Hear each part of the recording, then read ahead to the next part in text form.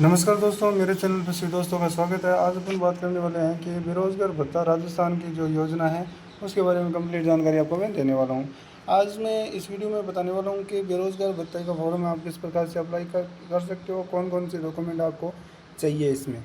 और मैं आपको बता देता हूँ कि बेरोज़गार भत्ता कितना मिलता है और पहले कितना मिलता था और किस प्रकार से ये सारी प्रोसेस होगी। मैं स्टेप बाय स्टेप इस वीडियो में बताने वाला हूँ। तो दोस्तों, बिना टाइम गवाए मैं इस वीडियो को शुरू करता हूँ और एक बात आपको बोल देता हूँ, इस वीडियो को यदि आप स्टेप बाय स्टेप देख लेते हो और मेरी बातें जो हैं वो कम्प्लीटली आप सुन लेते हो तो आपका बेरोज़गार भत्ता कोई नहीं रोक सकता। तो बिना टाइम गवाए मैं इस वीडियो को शुरू करता हूँ। तो इस वीडियो में आपको मैं बताना चाहता हूँ कि सबसे पहले तो आपको बेरोज़गार भत्ता फॉर्म भरने के लिए 10th 12th और ग्रेजुएशन 3 मार्कशीट चाहिए होती है।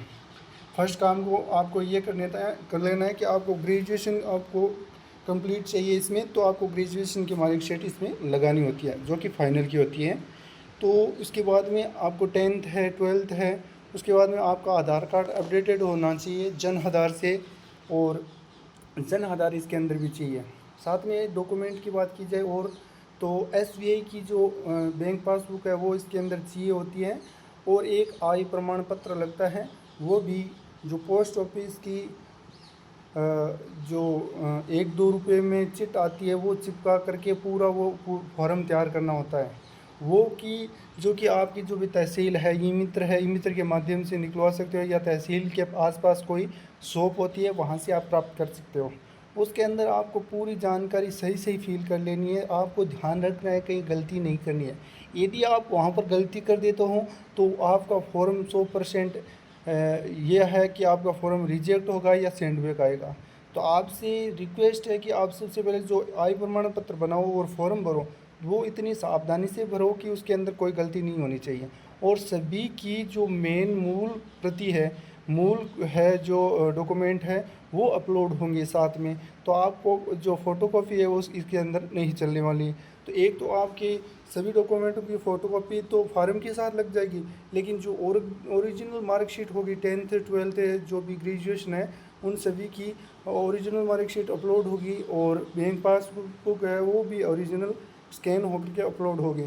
तो इस प्रकार से ये फॉर्म कंप्लीट भरा जाएगा। उसके बाद में फॉर्म फिलअप होने के बाद में आपको ऑनलाइन फिलअप करवा के सबमिट करवा देना है। जैसे ही आप सबमिट करवाओगे तो कुछ ही दिनों में, यानी कि महीने 2 महीने में आपका फॉर्म वेरीफाइड हो जाएगा। वेरीफाइड हो जाने के बाद में, और बीच बीच में आपको ध्यान रखना है, आपको एसएसओ पोर्टल के ऊपर जा कर के वहाँ पर आपको हमेशा आपको चेक करना है। जैसे भी आपको टाइम मिलता है और आपको कोई भी ब्राउज़र में चले जाना है और एसएसओ पोर्टल को लॉगिन करते हुए अपने यूज़र नेम और पासवर्ड लगा करके और उसको क्या कर लेना है, एसएसओ के माध्यम से इन एम्प्लॉयमेंट सर्च करके वहाँ पर आप चेक कर लेना कि मेरा फॉर्म कहाँ तक आया है या सेंडबैक तो नहीं आया है।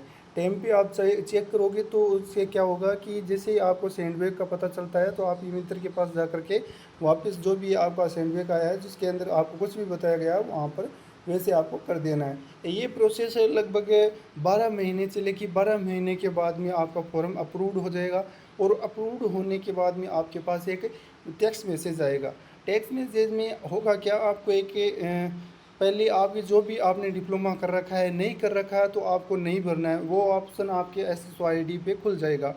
और उस एसएसओ आईडी पर वो ऑप्शन खुल जाने के बाद में आपसे पूछेगा कि आपने कोई आरएससीआईटी वगैरह कर रखी है या नहीं कर रखी। यदि आपने नहीं कर रखी तो वहाँ पर नो कर देना, यदि आपने कर रखी है तो यस कर करके और आरएससीआईटी का डिप्लोमा अपलोड कर देना है। जैसे ही अपलोड करोगे तो कुछ लगभग 1 2 5 दिनों के भीतर भीतर आपका क्या हो जाएगा, फॉर्म फाइनली हो जाएगा। उसके बाद में आपको किसी भी विद्यालय के अंदर, सरकारी जो गवर्नमेंट स्कूल है उसके अंदर आपको इंटर्नशिप मिल जाएगी, या कोई भी सरकारी डिपार्टमेंट हो, चाहे चिकित्सा विभाग हो, चाहे वर्कस हो, चाहे पीएचडी पीडब्ल्यूडी हो, कोई सा सरकारी विभाग हो, उसके अंदर आपको क्या मिल जाएगी, इंटर्नशिप मिल जाएगी। इंटर्नशिप मिलने के बाद में आपकी जो बेरोज़गारी भत्ता है वो शुरू हो जाएगा।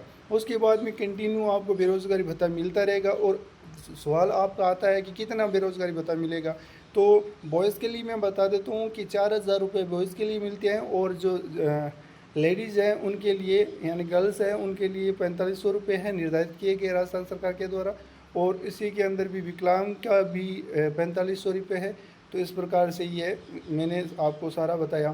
तो आपको सबसे ज़्यादा ध्यान यही रखना है कि बेरोज़गार भत्ते का फॉर्म भरते वक्त आपको हमेशा छोटी छोटी बातों का भी ध्यान रखना है और कोई भी गलती नहीं किए बिना आपको फॉर्म फिलअप कर लेना है। और साथ ही मैं आपको बता देता हूँ कि उस ई मित्र वाले के पास ही जाना है जो बढ़िया तरीके से फॉर्म भरे, आपका कहीं गलती न करे, वहाँ ही जाना है। क्योंकि लगभग बेरोज़गार भत्ते के अंदर होता क्या है कि कोई ना कोई गलती हो जाती है, मिस्टेक हो जाती है, उसके बाद में वो बेरोज़गार भत्ते का वो फॉर्म है वो रिजेक्ट या आपका कैंसिल हो जाता है। उसके बाद में एक बार ही बेरोज़गार भत्ते का फॉर्म भरा जाता है, बाद में लाइफ में कभी भी बेरोज़गार भत्ते का फॉर्म नहीं भरा जाता। इसके अलावा आपके दिमाग में कोई भी सवाल और सुझाव हो तो कमेंट बॉक्स में बेझिझक लिखें। कोई भी समस्या हो तो उसका समाधान करने के लिए मैं यहाँ पर बैठा हूँ। कोई भी समस्या हो बेझिझक कमेंट बॉक्स में लिखें। और इसके अलावा आपको और किसी टॉपिक पे या बेरोज़गार भत्ते से संबंधित कुछ भी समझ में नहीं आया हो तो आप ज़रूर कमेंट करें। तो thank you for watching my video. And आप चाहते हो कि किस प्रकार से फॉर्म भरा जाता है उस पे वीडियो बनाओ तो ज़रूर कमेंट करें, मैं उसी पे वीडियो बना दूंगा। और आपको कहीं भी समस्या आती है तो कमेंट करें। तो thank you for watching my video. अभी तक मेरे चैनल को आपने सब्सक्राइब नहीं किया तो ज़रूर सब्सक्राइब करें। इसी प्रकार की वीडियोज़, इसी प्रकार की जानकारी मेरी इसी चैनल पर आपको मिलती रहेगी। Thank you for watching.